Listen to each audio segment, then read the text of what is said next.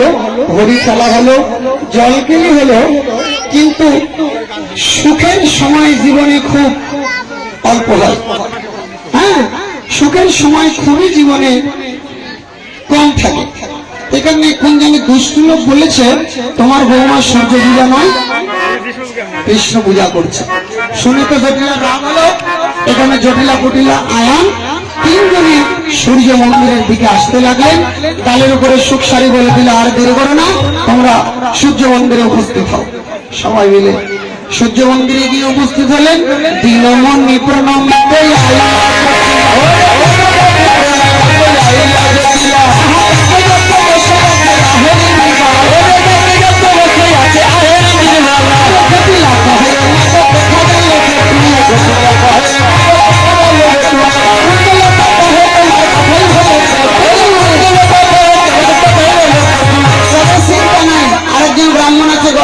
শিষ্য জটিলা কহে তার আরো হয় অবশ্য।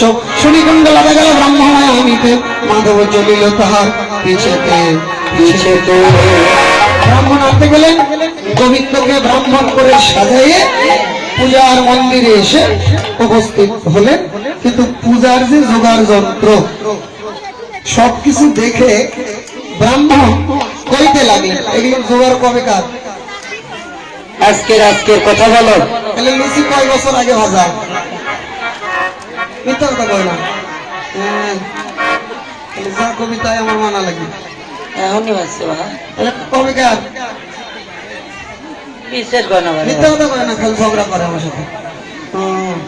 তাহলে আমাকে একটু আগে আগে লুচি সুজি আগে দাও, আগে খাইয়ে চেক করি দেখি, তারপরে পূজা করি। আমি না, পটু বলছে গোপীদেরকে, আমি না, আমি ভগবানকে পূজার আগে পাগল।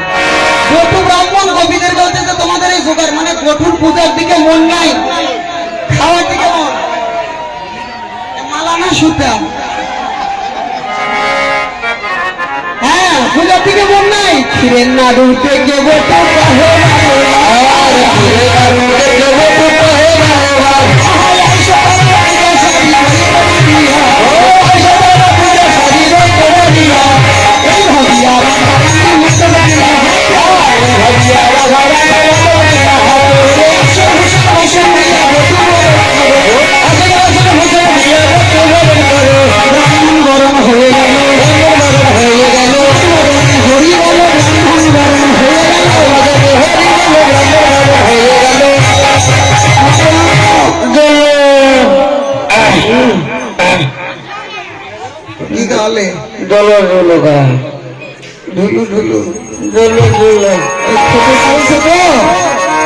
নাড়ুর মধ্যে খুব খারাপ, নাড়ুর মধ্যে একটু ওই মদক দিয়ে দিয়েছে, ওই কারণে মাথাটা ঘুরতে ঘুরতে ঘুরতে ঘুরতে বটু ব্রাহ্মণ পড়ে গেছে।